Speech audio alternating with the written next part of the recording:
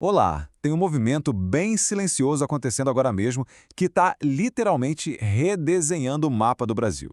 E não estou falando das grandes metrópoles, não.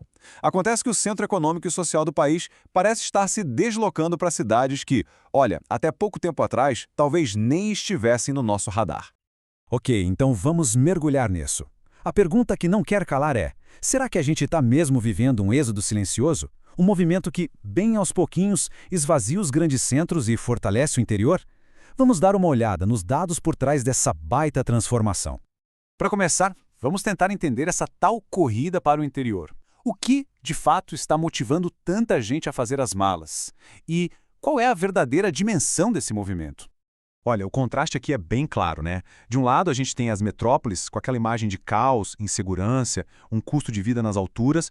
Do outro, vem a promessa do interior. Mais segurança, um custo de vida menor e, o principal, a busca por mais qualidade de vida. São esses os fatores que estão puxando essa migração. E a escala desse fenômeno é impressionante. Dá uma olhada nisso. 60% dos moradores dessas cidades vieram de fora. E o mais chocante, quase um terço de quem mora lá hoje chegou faz menos de 10 anos. É uma transformação demográfica acontecendo em tempo real, debaixo dos nossos narizes. Mas essa migração não é só sobre estilo de vida não. Existem forças econômicas muito poderosas por trás disso tudo que estão criando um novo eixo econômico no país. Vamos ver quais são.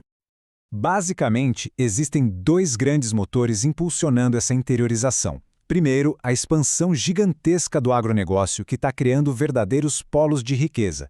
E segundo, a própria indústria, que começou a se mudar em busca de custos menores para se manter competitiva. O resultado? A produção e o emprego se espalharam pelo país. Isso não é uma coisa abstrata, tá? É só pensar em cidades como Resende, lá no Rio, ou São José dos Pinhais, no Paraná. A chegada de grandes montadoras, por exemplo, transformou completamente esses lugares que viraram centros superpotentes de emprego e de consumo. Só que como em toda grande mudança, existe o sonho e existe a realidade. E a verdade é que nem sempre essas cidades estão preparadas para receber essa enxurrada de novos moradores. E é aqui que o sonho começa a esbarrar na realidade. O primeiro ponto de atrito: lazer. 85% dos moradores sentem falta de opções. Gente, é um número enorme e revela uma carência muito grande na vida social e cultural dessas cidades. E o problema se repete no comércio. Mais da metade da população, 53%, diz que não encontra tudo o que precisa comprar na cidade. É um sinal claríssimo de que a infraestrutura de comércio e serviços simplesmente não acompanhou o crescimento da população. Certo, mas como é que isso funciona na prática, no dia a dia?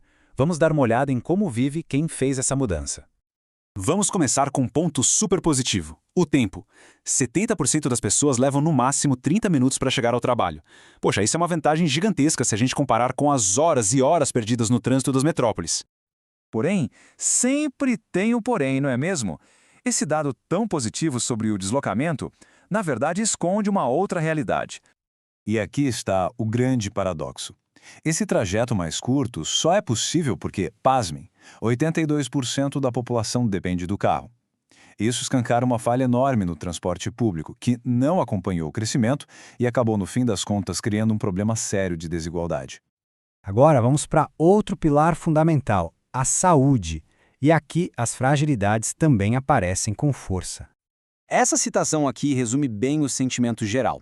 O SUS é visto como essencial, claro, mas a percepção da maioria é de que ele é insuficiente.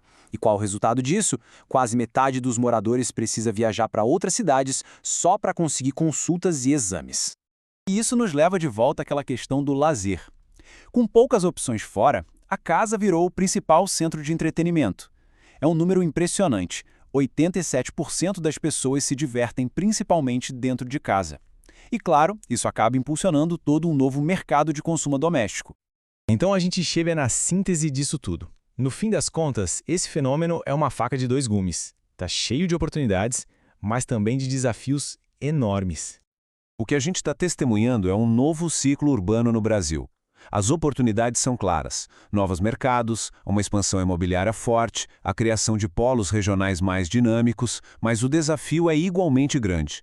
A infraestrutura e os serviços públicos estão sob uma pressão imensa e isso exige um planejamento muito cuidadoso para que esse crescimento seja sustentável. E para fechar, fica no ar a pergunta que amarra toda essa discussão: Essas cidades médias são de fato o futuro de um Brasil mais equilibrado, ou elas correm um sério risco de se tornarem uma nova armadilha urbana, sabe, repetindo os mesmos erros das metrópoles, só que numa escala um pouco menor? É uma reflexão e tanto, e bem importante para o futuro do nosso país.